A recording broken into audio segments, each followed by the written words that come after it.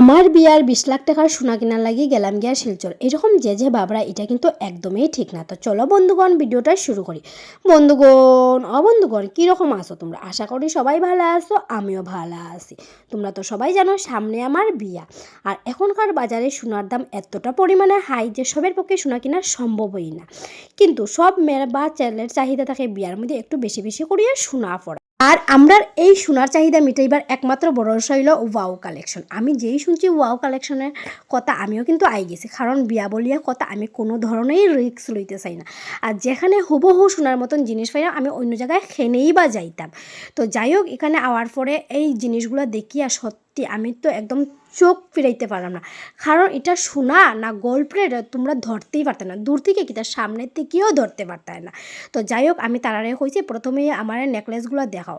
আর একটা কথা না হইলে নাই হয়, তারার ব্যবহার, স্টাফগুলোর ব্যবহার এতটাই ভালো মানে কোয়ার মতো না।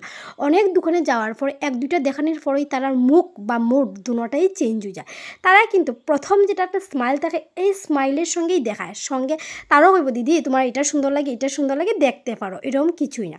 আর তোমরা বাবরা এখানে শুধুমাত্র যে মেয়েরার কালেকশন এরকম না, এখানেও কিন্তু ছেলে মেয়ে বাচ্চারা সব ধরনের কালেকশন পাইলে। বা একটা খুশির খবর শুনো, এখানে কিন্তু সেলিব্রিটি ইন্সপায়ার্ড যেগুলো জুয়েলারি থাকে এখানেও পাইলেইবা। তার সাথে সাথে তোমরা তো যদি তোমরার মনের মতো কোনো ধরনের জুয়েলারি কাস্টমাইজ করাইতে চাও, ফটো দেখাইতে পারো, তারা কিন্তু এইগুলাও করিয়া দেয়। মানে বুঝতে পারো কতটা আমরা সুযোগ বা সুবিধা, এগুলো কিন্তু সবসময় বাইরেই শুনছি, কিন্তু আমরার শহরের মধ্যে যে এরকম একটা জিনিস হইতে পারে মানে আমরা ভাবতেই পারছি না।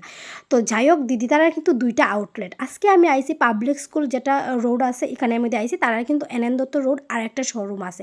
আর সত্যি এতটাই ভিড় বা খেনেই থাকতো না, কারণ তারা এত ভালো জিনিস তারা আমরা প্রোভাইড করে। আর এখানে তারা কিন্তু ওয়ারেন্টিও দেওয়া থাকে 6 মাসের।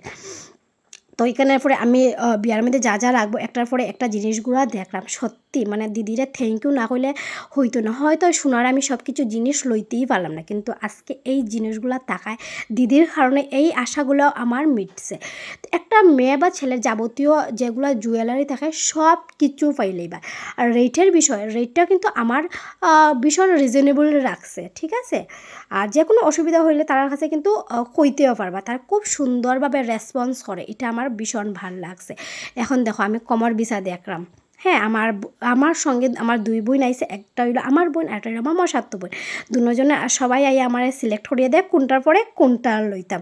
আর এখানে এতটা হিউজ কালেকশন, মানে কিতা কইবা, তুমি দেখতে দেখতে হেরান লাগে যাইবা, বাট তারা তোমার দেখাইতে হেরান লাগতো না, সব ধরনের জিনিস আছে।